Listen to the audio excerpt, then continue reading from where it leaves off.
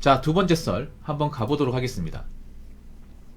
댓글 컨텐츠고 영상 제목 자영업자 하다 다른 데 가서 일 못합니다. 눈치 봐야 하고 잔소리도 많이 듣습니다. 요즘 뭐래도 쉽지 않은 세상입니다. 라는 영상에 달린 댓글입니다.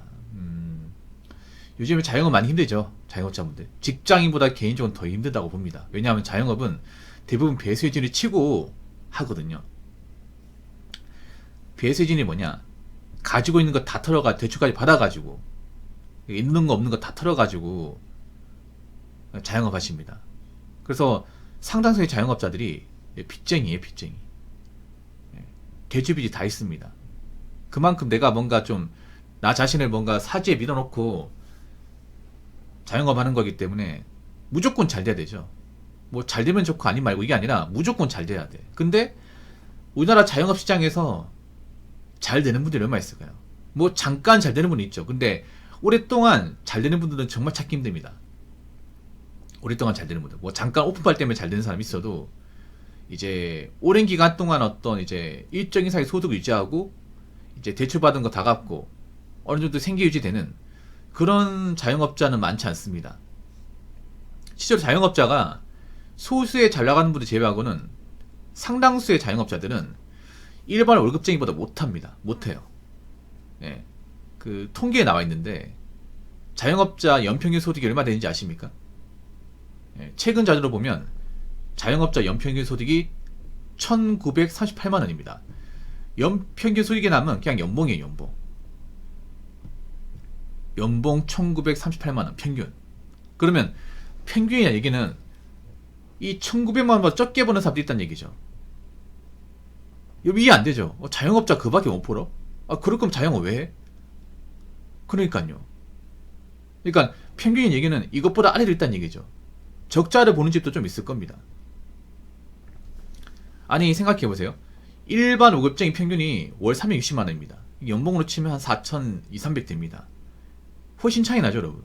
아니 우리가 직장 다니는 데는 무슨 투자금이 들어가는 게 아니잖아, 맞죠? 우리가 무슨 뭐 담보로 뭔가 설정하고 대출 받아가지고 취업하는 게 아니잖아요. 그냥 몸만 가는 거잖아. 몸만 가고 그냥 이제 입사지원서 내고 면접 보고 합격하면 일하고 보통 그런 식이지 않습니까? 근데 자영업은 막대한 투자금을 가지고 이제 하는 거예요. 막대한 투자금을 가지고 하는데 막상 평균을 잡고 보면 월급쟁이만도 못한 게 현재 자영업이에요. 그리고 가면 갈수록 이 자영업 쪽은 안 좋아지고 있습니다. 안 좋아지고 있어. 우리가 과거에 잘 된다고 예상했던 그런 자영업도 잘 안 되고 있습니다. 그동안 오랜 기간 동안 명맥 유지했던 게 바로 치킨집이거든요. 치킨집. 여러분 동네만 돌아다니다 보면 치킨집 널려 있잖아요. 근데 과연 그 수많은 치킨집들 중에 정말 오래 장사하고 잘 되는 곳은 얼마 있을까? 별로 없습니다. 보통 치킨집은 한 1년 이내는 바뀌는 것 같아요. 1년, 2년. 요즘 치킨 장사가 잘 안 돼요. 잘 안 돼. 치킨이 맛없어서? 아닙니다. 뭐 치킨만큼 맛있는 간식이 어디 있습니까? 근데 비싸죠. 네, 비싸요. 보통 마리당 2만원 넘죠.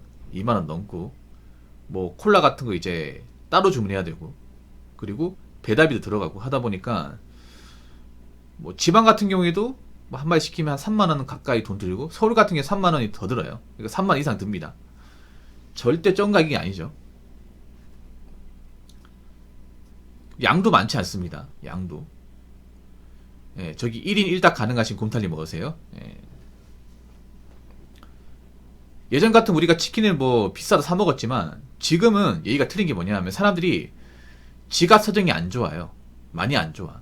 그러다 보니까 한 끼에 3만원씩 나가는 치킨을 함부로 시켜 먹기가 좀 그렇습니다.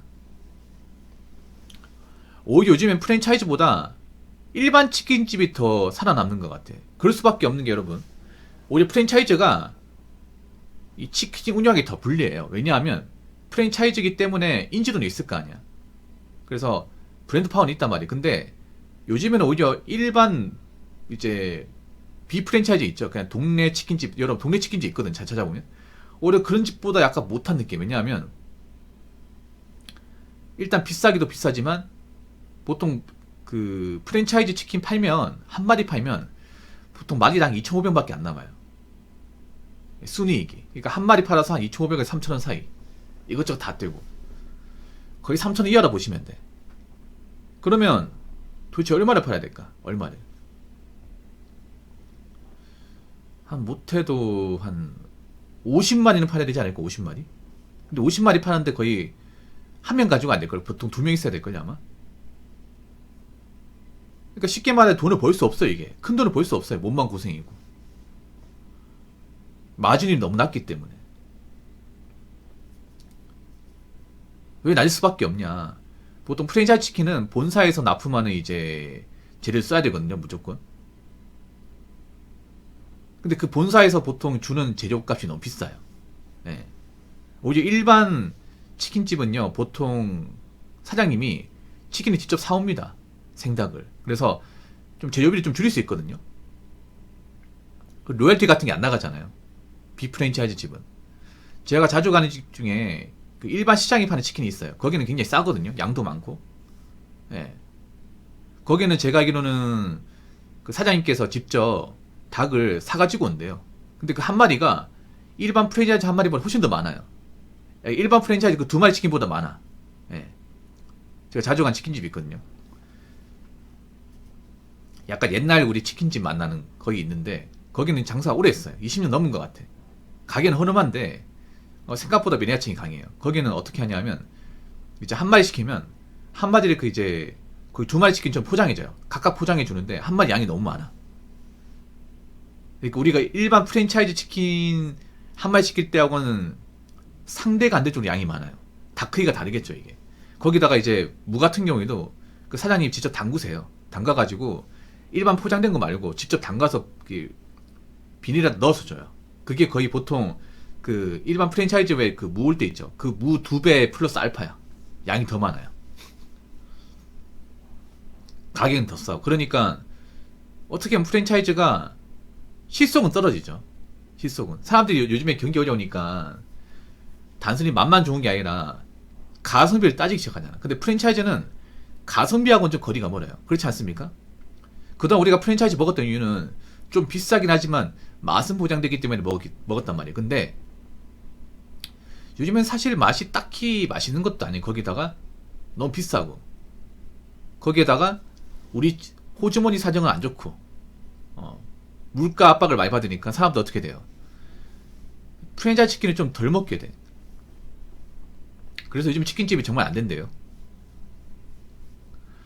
그래서 뭐 자영업자분들 중에 장사 접는 분들 요즘 많은데 문제는 접고 나서 문제죠. 접고 나서 뭐 할 거냐. 예.